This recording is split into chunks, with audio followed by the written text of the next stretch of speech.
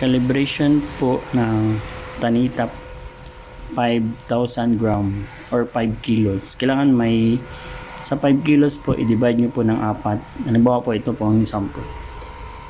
5,000 grams is equivalent to 5 kilos divided by 4 sa 4 is 1 to 50. Unang lunod po 1 to 50. Tapos pangalawang lunod 2.5. Tapos pangatlo 3,750. Tapos pang last ay 5,000 gram or 5 kilo. Ngayon, bago po simulan, kailangan naka-off muna. Tsaka long press po ang off. Tapos tatlong press ng on. 1, 2, 3. Tsaka nyo bitawan. Tapos una pong lunod is 1 to 50. Yan po. 1 to 50. Kailangan nyo lang bilisan kasi mawala kasi bigla. 1 to 50 tapos nag-2 lagan yung 2.5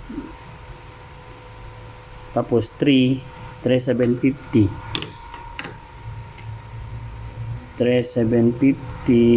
tsaka pang last po ay 5 kilos.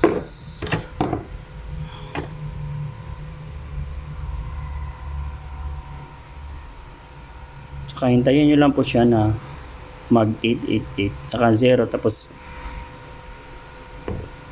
i-alis nyo yung 5 kilos maging negative siya tapos 0 lang tapos ibalik nyo ulit yung 5 kilo. Calibrated na po. Yun lang po kadali. Maraming salamat.